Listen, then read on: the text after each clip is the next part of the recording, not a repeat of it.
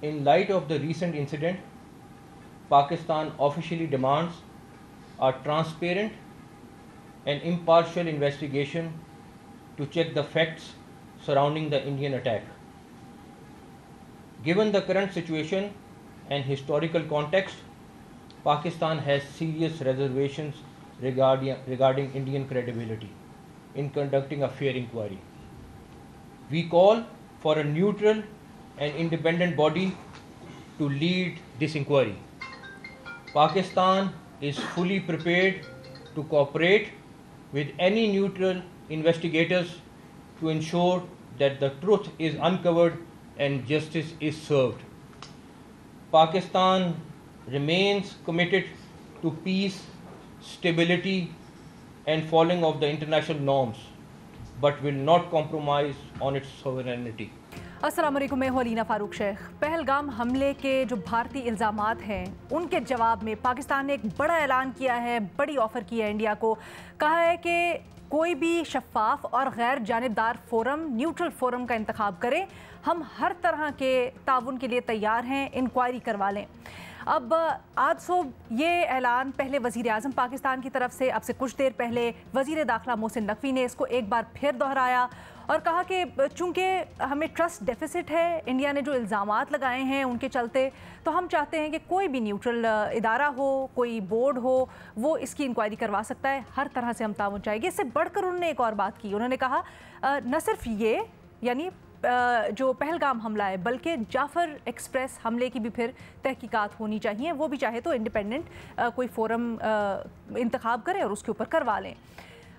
ये कहा कि अब जो बॉल है वो इंडिया के कोर्ट में है, देखते हैं इंडिया क्या करता है। इसके ऊपर तो हम बात करेंगे, लेकिन अगर माजी में देखा जाए तो इंडिया को पहले भी पाकिस्तान की तरफ से ऑफ़र्स हो चुकी हैं। मुंबई हमला हो या फिर पुलवामा का वाक़या, इसके ऊपर पाकिस्तान ने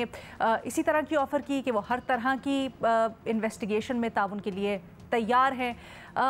बल्कि पुलवामा में तो इंडिया ने इस तरह की ऑफ़र को हवा में उड़ा दिया और इसका बिल्कुल जवाब नहीं दिया। अब इस बार क्या होगा? क्या इस बार जो इतना वावेला कर रहा है भारत और बार बार पाकिस्तान के ऊपर मीडिया में, सोशल मीडिया में इल्ज़ाम लगाया जा रहा है, धमकियां दी जा रही हैं, संजीदा है भारत और करेगा इसकी इंक्वायरी? ये अपने तज्ज़ियाकारों से सवाल जानते हैं और मुख्तलिफ इसके ज़ावियों को खोलते हैं। साथ साथ हमें ज्वाइन कर रहे हैं इसके लिए आसिफ रशीद चौधरी साहब, फ़खर दुरानी साहब, मज़हर अब्बास साहब और बेनज़ीर शाह साहिबा हमारे साथ मौजूद हैं। फ़खर, आपसे शुरू करना चाहूँगी। सबसे पहले तो ये जो ऑफ़र की है आज वज़ीर आज़म ने, वज़ीर दाखिला ने, पाकिस्तान ने,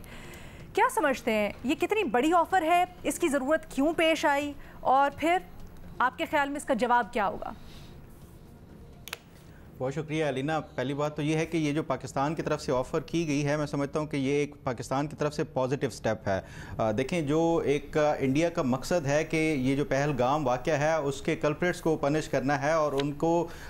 जो उनको सज़ा देनी है, तो उसके लिए ये पाकिस्तान की तरफ से भी ऑफ़र की गई है। तो फिर व्हाट्स दी हार्म कि अगर आपका भी मकसद यही है और पाकिस्तान भी यही चाहता है। हाँ, अगर पाकिस्तान के ऊपर इनको कोई एतमाद नहीं है तो ये पाकिस्तान की तरफ से जो ऑफ़र की गई है, कोई न्यूट्रल, कोई अमेरिकन को, रशियन को, चाइना को या किसी भी मुल्क को ये जो वो करके इन्वॉल्व करके ये उससे तहकीकात इंडिपेंडेंटली करा सकते हैं। क्योंकि इस हवाले से देखें, जो इंडिया की तरफ से, गवर्नमेंट की तरफ से जो मौक़िफ़ सामने आ रहा है अब तक कि जो इसमें इन्वॉल्व थे लोग, उसके हवाले से कि या तो वो पाकिस्तान से होकर आए थे, एक ख़ास तौर के ऊपर जो नाम लिया जाता है आसिफ शेख का, कि वो 2018 में वाघा बॉर्डर के ज़रिए अटारी बॉर्डर से वो आया था, पाकिस्तान आया था और उसके बाद उन्होंने ट्रेनिंग ली थी और वहाँ पे चला गया। देखें, 2018 में कोई आने वाला शख्स क्या वो 7 साल तक इंतज़ार करेगा कि वो हमला करने के हवाले से? तो ये इंडियन जो गवर्नमेंट है या उसकी मीडिया की तरफ से ये इस तरह की जो जस्टिफिकेशन दी जा रही हैं, मैं समझता हूँ उसमें काफ़ी हद तक झोल हैं। ख़ास तौर के ऊपर अगर देखा जाए उनकी FIR के हवाले से जो सामने आ रही है मीडिया और सोशल मीडिया के हवाले से, कि जो टाइमिंग का एक डिफरेंस आ रहा है, फिर उसके साथ साथ जो ओवरऑल जो इसका इंडियन गवर्नमेंट की तरफ से एक मुतालबा किया जा रहा है, तो उस हवाले से देखा जाए तो ये कोई इंडियन गवर्नमेंट जहाँ तक बात है कि क्या ये पाकिस्तान की ऑफ़र को एक्सेप्ट करेगी, तो मैं नहीं समझता कि ये माजी में भी, जिस तरह आपने कहा कि माजी में भी पाकिस्तान को ये ऑफ़र की गई हैं लेकिन उस पाकिस्तान की तरफ से, लेकिन उसके बावजूद भी इंडिया ने इसको ऑफ़र को कबूल नहीं किया। अब सवाल ये है कि अगर ये इंडिया ऑफ़र कबूल नहीं करता तो फिर ये इसका मकसद क्या है? ये जो एक एस्केलेशन लैडर है वो बढ़ता जा रहा है और इस हवाले से इंडिया और पाकिस्तान के दरमियान जो मिलिट्री की जो मूवमेंट है वो बॉर्डर के पास आ रही हैं, तो उसका मकसद क्या, इंडिया चाहता क्या है? एक तो वो जो वाटर वाला है इंडस वाटर ट्रीटी का, वो तो एक उनका मकसद था और इस हवाले से ये काफ़ी अरसे से इंडिया के अंदर ये पहले भी ये काफ़ी हवाले से डिस्कशन हो चुकी है। दूसरा इसका जो एक मकसद है वो कश्मीर के अंदर एक मैसिव पैमाने के ऊपर क्रैकडाउन करना चाहता है इंडिया, और इस जो वाक़या हुआ है इसको अब वो बुनियाद बना के इंडिया कश्मीर के अंदर जो वो समझता है कि अब थोड़ी बहुत कोई रेजिस्टेंस कर सकते हैं, वो उनके खिलाफ क्रैकडाउन करेगा। और हमने देखा भी है, एक तो जो 5-6 जो इस हवाले से कहा जा रहा था कि ये इसमें इन्वॉल्व है मुबैना तौर के ऊपर, उनके घरों को मसमार कर दिया गया है। फिर उसके साथ साथ जो दीगर लोग हैं जिनके ऊपर इंडिया को कुछ शकूक या शुबात हो सकते हैं कि ये फ्यूचर में भी कोई प्रॉब्लम क्रिएट कर सकते हैं, उनके खिलाफ क्रैकडाउन शुरू किया जा चुका है। तो ये जो एक कलेक्टिव पनिशमेंट का जो इंडिया की तरफ से एक फैसला किया गया है, मैं समझता हूँ एक तो इसका मकसद ये भी है। दूसरा ये जो मिलिट्री बिल्डअप के हवाले से कि क्या इंडिया और पाकिस्तान के दरमियान ये तनाव कोई शिद्दत अख्तियार कर सकता है, उसका अगर हम देखें, अगर रियलिस्टिकली इसका कोई जायज़ा लिया जाए तो दोनों जो ममालिक हैं दोनों एग्रीगेरियन सोसाइटीज़ हैं और दोनों का जो डिपेंड करते हैं वो ज़राअत के ऊपर करते हैं। इसलिए जो अभी दोनों साइडों पे गंदम और उसकी फसल का वो है, तो ये एक जो लार्ज स्केल मनूवरिंग है और ऊपर से गर्मियाँ आ रही हैं, लार्ज स्केल मनूवरिंग जो है वो बड़ी मुश्किल हो जाती है आर्मीज़ के लिए। तो इंडिया इसके कॉन्टेक्स्ट में एक तो जो कश्मीर के अंदर वो करेगा जो क्रैकडाउन है, और दूसरा कश्मीर के जो LOC है उसके ऊपर कोई महाज या लिमिटेड पैमाने के ऊपर जंग कर सकता है पाकिस्तान के साथ। लेकिन ये पाकिस्तान की ये जो ऑफ़र है वो कबूल नहीं की जाएगी। ठीक है, बेनज़ीर आपकी क्या राय है? अलीना, मुझे भी नहीं लगता कि इंडिया जो है वो एक्सेप्ट करेगा इस ऑफ़र को। उसकी एक वजह तो ये है कि इंडिया ने एक बहुत ही एक्सट्रीम पोजीशन ले ली है, वो तहकीकात करवाए बगैर कि पाकिस्तान ही मुलव्वस है। अब वो इससे पीछे नहीं हटेंगे, इसलिए क्योंकि डोमेस्टिकली उनको अंदरूनी उनकी जो सियासत है उसको बहुत नुकसान होगा। तो इसलिए मेरे ख्याल से वो जो एक्सट्रीम पोजीशन जो है इसी पे वो कायम रहेंगे। दूसरा, जैसे आपने भी बताया कि माजी में भी इंडिया ने कभी एक्सेप्ट ही नहीं किया कि कोई थर्ड पार्टी इंटरवेंशन हो। आप इंडस वाटर ट्रीटी का मामला लेने, जब पाकिस्तान ने कहा कोर्ट ऑफ आर्बिट्रेशन के पास लेके जाते हैं, इंडिया ने एक्सेप्ट नहीं किया। चाइना के साथ भी जब उनकी बॉर्डर डिस्प्यूट हुई तो अमेरिका ने कहा मीडिएट करते हैं, इंडिया ने एक्सेप्ट नहीं किया। इसी तरह कश्मीर में भी कोई थर्ड पार्टी इंटरवेंशन हो, लाइन बहुत ज़्यादा इस तरह की मिसालें हैं जो हमें मिलती हैं। तो यहाँ पे भी मुझे नहीं लगता कि इंडिया जो है वो एक्सेप्ट करेगा, और अगर इंडिया कोऑपरेट नहीं करता इस किस्म की इन्वेस्टिगेशन के साथ तो फिर इन्वेस्टिगेशन तो कहीं नहीं जाएगी। लेकिन फिर भी मैं फ़ख्र से इस बात पे इत्तेफाक करती हूँ कि हमारी जो स्टेटेड पॉलिसी है वो बिल्कुल दुरुस्त है कि एक मल्टीलैटरल फोरम पे इन्वेस्टिगेशन होनी चाहिए। वो मल्टीलैटरल फोरम इस वक्त सिर्फ यूनाइटेड नेशंस है, जिसमें आप ज़्यादा से ज़्यादा ममालिक को शामिल करें और आप कहें कि ठीक है आप इसकी इन्वेस्टिगेशन करें, हम भी सबूत देते हैं वो भी देते हैं। लेकिन जैसे मैंने कहा कि मुझे लगता नहीं है ये मामला कहीं आगे बढ़ेगा अगर इंडिया कोऑपरेट नहीं करता। फिर भी ये स्टेज 2 होना चाहिए। स्टेज 1 इस वक्त लीना मेरी राय में जो सबसे इमीडिएट ज़रूरत है वो है डी एस्केलेशन, और वो इस वक्त एक ही मुल्क कर सकता है और वो है अमेरिका। माजी में भी हमें बहुत सी ऐसी मिसालें मिलती हैं जहां पे अमेरिका ने जब बैक चैनल मीडिएशन की, सालिसी की, तो डी एस्केलेशन हुई। आप कारगिल का मामला ले लें, बिल क्लिंटन का जो किरदार था उस वक्त। इसी तरह 2019 में माइक पोम्पियो जो US सेक्रेटरी ऑफ स्टेट थे जब पिछली ट्रंप की हुकूमत थी, उन्होंने अपनी किताब में भी लिखा है कि 2019 में सिचुएशन जो थी वो बिल्कुल आउट ऑफ कंट्रोल होने वाली थी। इंडिया को लग रहा था, कहते हैं मुझे रात को फोन आया, इंडिया ने कहा कि पाकिस्तान जो है अपने न्यूक्लियर वेपन्स तैयार कर रहा है। पाकिस्तान उस वक्त जनरल बाजवा थे, उन्होंने कहा हम ऐसा कुछ नहीं करें, इंडिया तैयार कर रहा है। और एक मिस इन्फॉर्मेशन की बुनियाद पे वो कहते हैं कि बहुत ही एक डेंजरस सिचुएशन बनने लगी थी। तो इस वक्त अमेरिका और जो ट्रंप की तरफ से, डोनाल्ड ट्रंप की तरफ से जो बयान भी आया है, मुझे ऐसा लग रहा है, जो मेरी रीडिंग है, कि इस वक्त अमेरिका ज्यादा इंटरेस्टेड नहीं है। उनका जो बयान है उससे यही लग रहा था कि इनका पुराना मसला है, खुद ही हायर कर लेंगे। और उस डिस्ट्रैक्शन की एक बहुत बड़ी वजह हो सकती है गाजा है। इस वक्त यूक्रेन बहुत टॉप एजेंडा है अमेरिका के लिए। आपको पता है स्टीव विटकॉफ जो है वो इस वक्त रशिया में है, इसके बाद ईरान है, चाइना है। तो इस वक्त अमेरिका को इन्वॉल्व करना, उनके साथ डी एस्केलेट, और जब मैं कहती हूँ डी एस्केलेट मेरा ये मतलब है कि क्योंकि अभी ये एक्सपेक्टेशन है कि कोई ना कोई एडवेंचरिज्म इंडिया की तरफ से होगी। आपको याद होगा पुलवामा के भी 12 दिन बाद जाके बालाकोट हुआ, तो ये जो अगला हफ्ता है, अगले 2 हफ्ते हैं, ये बहुत टेंस है। तो इस सिचुएशन में अगर वहां से एडवेंचरिज्म होती है, जाहिर सी बात है यहाँ से भी टिट फॉर टैट होगा, तो ये सिचुएशन बहुत आउट ऑफ कंट्रोल दोबारा हो सकती है। इसलिए इस वक्त स्टेज 1 ये होना चाहिए कि बैक चैनल आप अमेरिका को इन्वॉल्व करें और इस इशू को मीडिएट कराएं ताकि उस तरफ मामला जाए ही ना। एक आखिरी बात अलीना, क्योंकि मैं एक नेशनल सिक्योरिटी रिसर्चर है मोहम्मद फैसल साहब, मैं उनको भी सुन रही थी और वो भी ये बात कह रहे थे कि बिल्कुल यूएई, सऊदी अरेबिया, ये बाकी ममालिक जो है इनका बड़ा अहम किरदार होता है बैक चैनल टॉक्स में, लेकिन उनके पास भी वो कैपेबिलिटी नहीं है जो अमेरिका के पास है, क्योंकि अमेरिका के पास इस वक्त वो टेक्नोलॉजी है जिससे वो चेक कर सकते हैं कि इस तरफ क्या मूवमेंट हो रही है, उस तरफ बॉर्डर की क्या मूवमेंट हो रही है। तो इस वक्त इन्वेस्टिगेशन तो चले टाइम लगता है इन्वेस्टिगेशन करवाने में, शुरू करने में, इन्वेस्टिगेट होने में, लेकिन इस वक्त डी एस्केलेशन प्रायोरिटी नंबर 1 होनी चाहिए पाकिस्तान के लिए भी और इंडिया में भी जो लोग हैं जो। अच्छा, बड़ी अहम बात है, मैं चाहती हूँ हम वापस दोबारा इसके ऊपर आएं, लेकिन पहले जरा सबके इनिशियल टेकअवेज जानते हैं जो ऑफर की गई है पाकिस्तान की तरफ से। मज़हर अब्बास साहब, आपकी क्या राय है? क्या यूएन बेहतर फोरम होगा और उससे भी पहले क्या इंडिया इसका मुस्बत जवाब देगा इस बार? देखिए, आप जिस वक्त ये वाक़या हुआ था उसके अगले दिन मैंने यही बात की थी कि पाकिस्तान बिल्कुल ऑफ़र करनी चाहिए, हर तरह की इन्वेस्टिगेशन में जो भी सपोर्ट हम कर सकते हैं उस पर ऑफ़र करनी चाहिए, और अच्छा हुआ पाकिस्तान ने पोजीशन ली। मेरा ख्याल है ज़ाहिर है इंडिया की तरफ से तो मुस्बत नहीं आएगा जवाब। इंडिया तो बिल्कुल पाकिस्तान को जब वो सस्पेक्ट समझ रहा है और सस्पेक्ट साबित करने में लगा हुआ है तो वो क्यों आपको वो करेगा, लेकिन वो अमेरिकन के थ्रू आ सकते हैं। पाकिस्तान यूएन के थ्रू, चाइना के थ्रू, ईरान के थ्रू,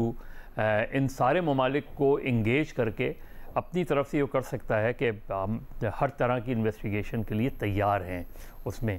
और जिस लेवल पे भी इन्वेस्टिगेशन होगी वी आर रेडी, क्योंकि हमें पता है कि हमारा इसमें कोई इन्वॉल्वमेंट नहीं है। तो पाकिस्तान को बिल्कुल मेरा ख्याल है आज उन्होंने मोहसिन नकवी साहब ने जाफ़र एक्सप्रेस वाली भी बात की, तो जाफ़र एक्सप्रेस पे भी जो आपने इन्वेस्टिगेशन की है उसको शेयर करें दुनिया से, उसको बाकी ममालिक से शेयर करें, और उसमें अगर दूसरी इन्वॉल्वमेंट इंडिया की या फॉरेन हैंड नज़र आ रहा है तो और एविडेंसेस के साथ आप शेयर करें तो वो भी हेल्पफुल हो सकती है। लेकिन इंडिया की तरफ से तो ज़ाहिर है इंडिया, आप इंडियन मीडिया को देखें तो उसने तो अभी जंग हुई नहीं है कि उसने एक जंगी माहौल पैदा कर दिया है। एक जंगी जुनून में मुब्तला इंडियन मीडिया किसी भी इस तरह की चीज़ों को कभी भी बैक नहीं करेगा, बल्कि इसको काउंटर करेगा, इसको रोकेगा। अपनी कंट्री के लिए, अपने मुल्क के अंदर जो है एक हिजानी कैफियत पैदा कर दी है इंडियन मीडिया ने, वो वाज़ेह नज़र आ रहा है। अगर आप देखें हिंदी चैनल्स को देखें, आप जो ज़बान इस्तेमाल हो रही है उसको देखें, तो मुझे नहीं लगता कि कोई मुस्बत जवाब आएगा। लेकिन हमें जो दीगर ममालिक हैं और जिन ज़ाहिर है आज ईरानी फ़ॉरेन मिनिस्टर से भी बात हुई है और सऊदीज़ भी इसमें हैं, चाइनीज़ भी हैं, तो हमें कम से कम उन्हें कॉन्फिडेंस में लेके ये ज़रूर मैसेज देना चाहिए कि हम हर तरह की तहकीकात के लिए तैयार हैं। सर ये बताएं, डिमांड कर रहा है पाकिस्तान इंडिया से, राइट? इसका कोई पेशकश या कुछ नहीं होता, ताउन की पेशकश है। डू यू थिंक इस तरह की डिमांड के ऊपर क्या फोरम हो सकता है? या सबको देखिए ऑफ़र की जाती है कि हम हर तरह की तहकीकात के लिए, और लेकिन ज़ाहिर है एक इंडिपेंडेंट, मुझे नहीं लगता पाकिस्तान, एक तो वही बात है कि इंडिया ने अपना एक जहन बना लिया है कि उसने पाकिस्तान को ही, अगर कहीं 10 मिनट बाद 15 मिनट बाद ही आपने सस्पेक्ट कर दिया पाकिस्तान को, तो जाहिर है वो इस तरह की वो चीज़ नहीं करेंगे उसमें। और वो बहुत सी चीज़ें डिमांड, वो उधर से कोई डिमांड्स आ सकती हैं, वो थ्रू मुख्तलिफ चैनल्स आ सकती हैं, वो एकदम लश्कर तैयबा पे आ जाते हैं, वो जमात-उद-दावा पे आ जाते हैं, वो जैश मोहम्मद पे आ जाते हैं। तो वो ये कह सकते हैं कि जी हम जो है इन लोगों को, अभी तो उन्होंने बहुत ही अननोन सी ऑर्गेनाइजेशन का नाम लिया है जिसने, लेकिन उनका सारा फोकस साल से जैश मोहम्मद और लश्कर तैयबा रही है उसमें। तो और माजी में इस तरह की चीज़ें आ चुकी है कि जी हमें एक्सेस दिया जाए, ये सारी चीज़ें दी जाए। ये तो पाकिस्तान ऑफ़र कर सकता है, और जो जिन ममालिक से पाकिस्तान का राब्ता है, जिनका इंडिया से भी राब्ता है, उनके थ्रू पाकिस्तान ये ऑफ़र कर सकता है कि हम किसी भी गैर जानिबदार तहकीकात के लिए जो है वो तैयार हैं, और जो भी हमारे बिहाफ पे जो भी असिस्टेंस चाहिए होगी उसके लिए हम तैयार हैं। आसिफ, आप कहिएगा, ये जो मीडिएशन की बात कर रहे हैं या ताउन की बात कर रहे हैं, कौन कौन से ऐसा फोरम हो सकता है या कौन से ऐसे ममालिक हो सकते हैं जो दरमियान में अगर फैसिलिटेट करें तो कुछ ना कुछ नतीजा मिल सकता है, एटलीस्ट बिठा सकते हैं एक साथ। ऑल्सो आपको क्या लगता है, क्या इस बार भारत इस मुतालबे का जवाब देगा या फिर करेंगे तो और कुछ बड़ा खुल जाएगा? मुझे नहीं लगता कि भारत की जानिब से इस हवाले से कोई मुस्बत जवाब जो है हमारी ऑफ़र का कोई दिया जाए, और अगर इसको प्रोब करना हो तो ये कोई मुश्किल नहीं है। और बेशुमार फोरम है जिनका भी जिक्र भी हुआ है, अक़वाम मुत्तहिदा भी है, दुनिया के बहुत सारे ऐसे ममालिक हैं जिन के माहिरीन पे मुश्तमिल कोई एक जॉइंट कोई इन्वेस्टिगेशन कोई टीम भी बन सकती है। लेकिन मसला ये है कि इंडिया इस तरफ कभी भी नहीं आएगा, और उसको सूट करता है कि यकतरफ़ा तौर पे पाकिस्तान को दुनिया में बदनाम करे और आए दिन नए से नए इल्ज़ामात लगाए, और जो हम उसे आए दिन ऑफ़र्स दे रहे हैं। मुझे एक बात पे आज बड़ा जो है वो रंज है कि जब हमारे पास जाफ़र एक्सप्रेस के अंदर भारत के हवाले से ठोस सबूत मौजूद हैं जिनका ज़िक्र आज भी किया गया, इससे पहले भी किया गया, और फिर ये भी बताया जाता है कि जो हमलावर थे वो भारत से जो हिदायत ले रहे थे, उनको कहा जा रहा था कि आप तस्वीरें बना के भेजें, जो हमलावर थे उनको ये डिमांड्स की जा रही थी। तो मैं ये बात बतौर पाकिस्तानी शहरी पूछने में हक बजानिब हूँ कि हमने ये मामला इतनी शिद्दत के साथ क्यों नहीं उठाया जिस शिद्दत से आज भारत पहलगाम वाक़े को लेके जा रहा है। क्या हमारे लोगों का खून किसी दूसरे मुल्क के लोगों से कम है? हमारी जो आर्मी के लोगों को उसके अंदर निशाना बनाया गया, हमारे जो सिविलियन लोगों को उसके अंदर निशाना बनाया गया, तो हमने इतनी शिद्दत से इस मामले को पूरी दुनिया में क्यों नहीं उठाया? हमें अभी भी चाहिए कि हम वो वीडियोस रिलीज़ करें, हम वो ऑडियोज़ रिलीज़ करें, हम उसको पूरी दुनिया में दें। जो इंडिया के अंदर जो सियासी माहौल है उसमें मोदी के जो राइवल्स हैं उन जमातों को ऑफिशियली यहाँ से हम भेजें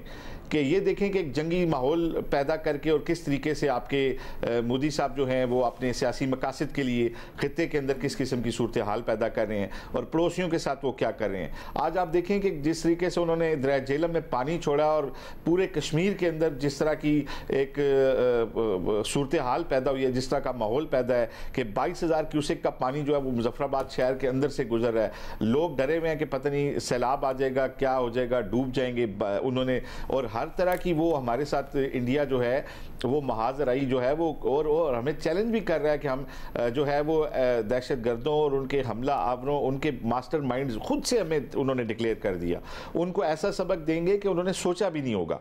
तो मैं ये समझता हूँ कि अब हमें डिफेंसिव से निकल के थोड़ी सी एग्रेसिव पॉलिसी अपनानी चाहिए। पूरी दुनिया को बताना चाहिए कि इंडिया पाकिस्तान के अंदर मुदाखलत कर रहा है, ये इसके सबूत हैं, और अगर ये किया जाएगा तो हम भी पूरी ताकत के साथ जो है इसका जवाब देंगे और पूरी दुनिया के सामने देंगे। छुप के कोई अटैक हम नहीं करेंगे। और पाकिस्तानियों की जो जिंदगियां हैं, पाकिस्तानियों का जो खून है वो किसी दूसरे मुल्क के किसी शहरी से कम कीमती नहीं है। अगर पाकिस्तान के अंदर इस तरह खुला मुदाखलत होती है, हमारे पास सबूत भी हैं, तो हमें बताया जाए कि वो कौन सा अमर है जो हमें माने करता है कि हम इसको पूरी दुनिया को ना दें। मेरा ख्याल है पाकिस्तान को ये सारे सबूत जो हैं इनको रिलीज करना चाहिए, इनको इंटरनेशनल फोरम्स के ऊपर लेके जाना चाहिए, और भारत को एक दहशतगर्द रियासत डिक्लेयर करने के लिए अक़वाम मुत्तहिदा समेत आलमी अदालत इंसाफ समेत तमाम फोरम्स के ऊपर जाना चाहिए, ताकि जो एक उन्होंने हमारे खिलाफ एक पॉलिसी बनाई हुई है बगैर किसी तहकीकात के, बगैर किसी सबूत के, अगर हमारे पास सबूत भी हैं तो हम ये पॉलिसी क्यों इख्तियार नहीं करते।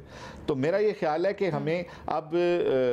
डिफेंस के बजाय थोड़ा ऑफेंसिव होना पड़ेगा इस मामले को लेके। इन सारी चीज़ों को जो भारत के सबूत हमारे पास मौजूद हैं उनको सामने लाना चाहिए, इंडियन जो लोग हैं उनको दिखाना चाहिए, वहाँ पे जो दूसरी जमातें हैं उनको दिखाना चाहिए, और अक़वाम मुत्तहिदा के ऊपर बिलखुसूस इसको हमें लेके जाना चाहिए। ठीक है, एक छोटी सी ब्रेक लेते हैं, हम मजीद इसके ऊपर बात करेंगे एक ब्रेक के बाद। पहलगाम इल्जामात के ऊपर पाकिस्तान ने मुतालबा किया है भारत से कि एक गैर जानिबदार, शफाफ, न्यूट्रल इंक्वायरी करवाई जाए और अगर ऐसा करता है भारत तो फिर हम हर हालत में ताउन करने को हर तरीके से तैयार हैं। इसी के ऊपर हम तज्जिया तबसरा कर रहे हैं। अच्छा, भारत किस तरह से जवाब देगा? ब्रेक से पहले इसके ऊपर बात हो रही थी। फ़खर कुछ ऐड करना चाह रहे थे? बिल्कुल अलीना, मैं सिर्फ ये ऐड करना चाह रहा था, जो बेनज़ीर ने बात की थी 2019 वाला जो वाक़या हुआ था पुलवामा वाला, उसके बाद जो सिचुएशन बनी थी, जिस तरह उन्होंने कोट किया है माइक पॉम्पियो के हवाले से, मैंने इस हवाले से एक पूरी एक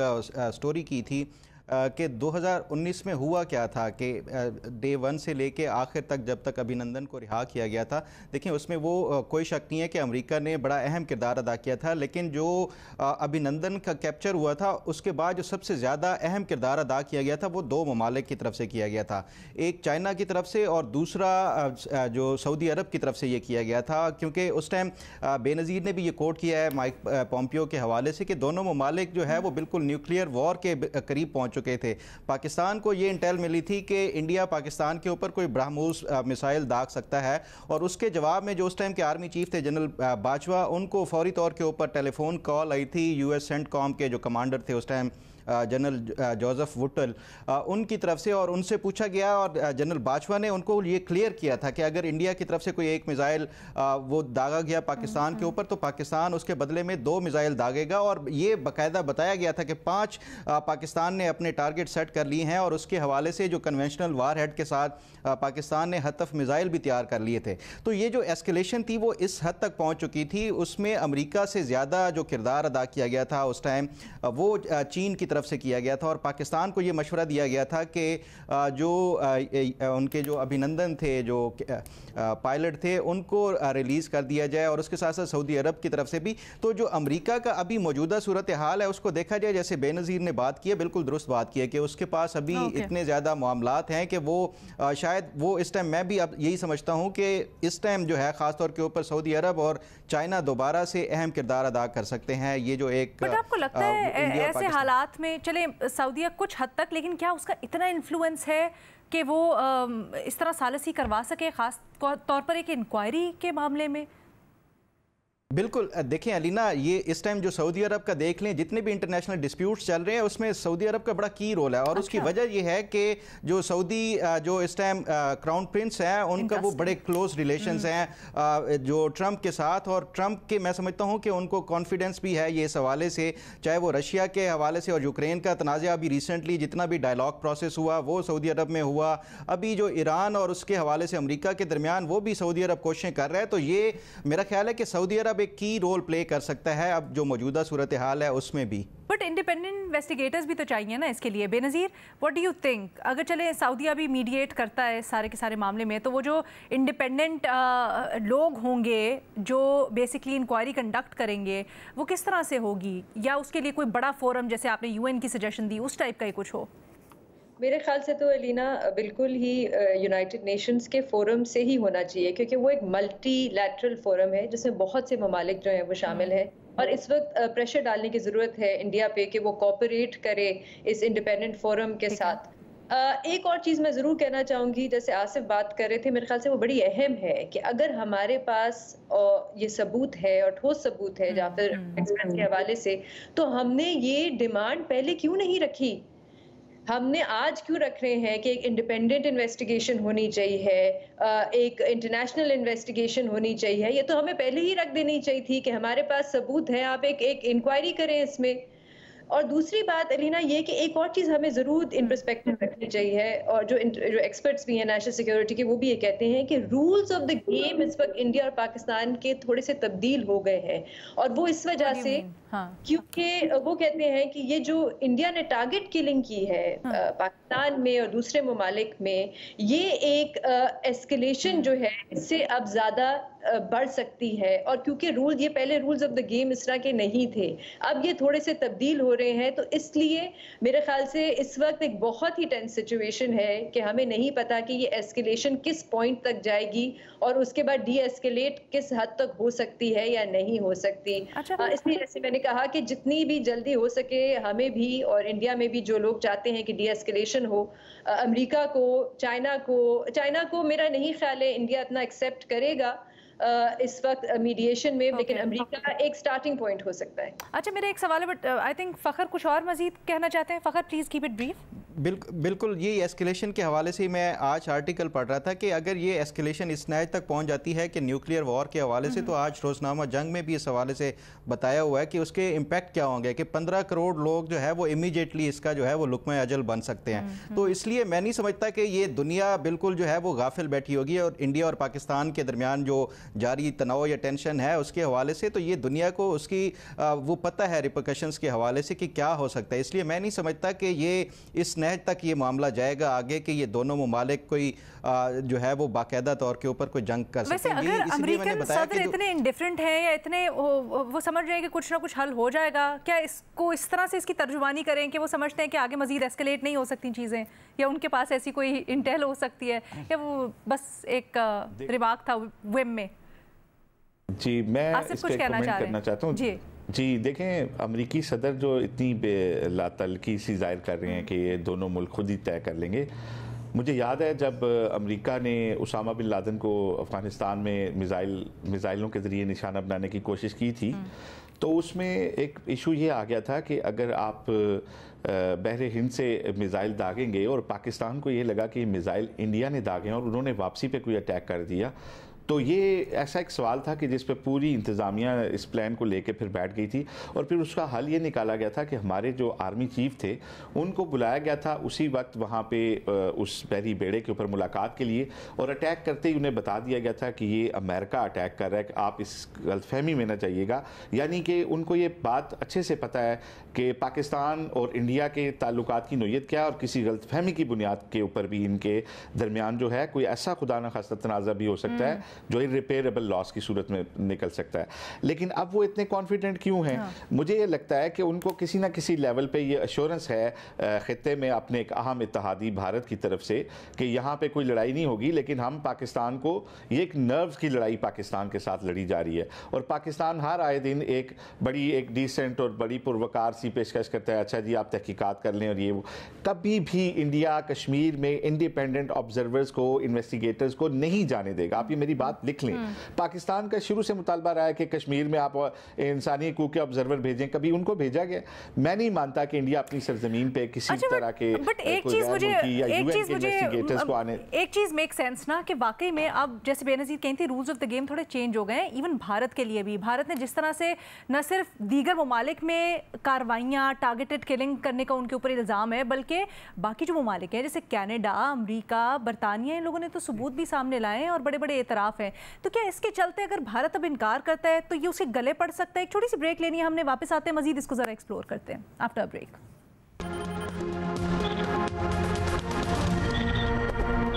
पाकिस्तान ने भारत से मुतालबा किया है इंक्वायरी करवाने का पहलगाम के ऊपर, और फिर ताउन की हर तरह से ऑफ़र भी कर दिया है। मज़हर अब्बास साहब,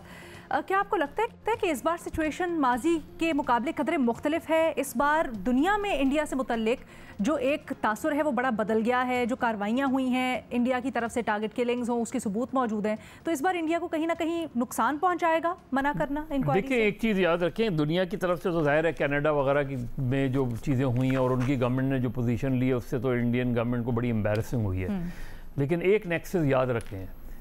इंडिया, यूएस एंड इजराइल, ये जो है ये आपके लिए काफ़ी अलार्मिंग है, और हमें इस पे अलर्ट रहना चाहिए। और इसी सिचुएशन को, जाहिर है आप जो ग्लोबल इस वक्त सिचुएशन बन रही है उसमें चाइना, यूरोप, ईरान, ये जो है ये बिल्कुल एक, इवन सोवियत यूनियन, ये बिल्कुल एक अलग, रशिया, ये बिल्कुल एक अलग ब्लॉक है, और अमेरिकन, इंडिया और इजराइल बिल्कुल एक अलग ब्लॉक है। तो अमेरिकन जो डोनाल्ड ट्रंप की जिस तरह आप बात कर रही थी, कि डोनाल्ड ट्रंप मुझे बहुत रिलैक्स नज़र आए इस हवाले से, यानी उनसे ये भी नहीं, उन्हें कश्मीर की हिस्टोरिकली भी उन्होंने जिस तरह बात की तो शायद उन्हें यह अंदाज़ा है कि इस हद तक बात नहीं जाएगी। उन्हें गालिबन ये अंदाज़ा है कि ठीक है, पाकिस्तान पे बहुत से इल्ज़ामात हैं, लेकिन उन्होंने उनके बयान में कहीं क्रॉस बॉर्डर टेररिज्म का जिक्र नहीं है। मेरा ख्याल है अमेरिकन और दूसरों को अब ये काफ़ी हद तक एतमाद है कि क्रॉस बॉर्डर टेररिज्म उनके बकौल नहीं हो रहा। अब उसमें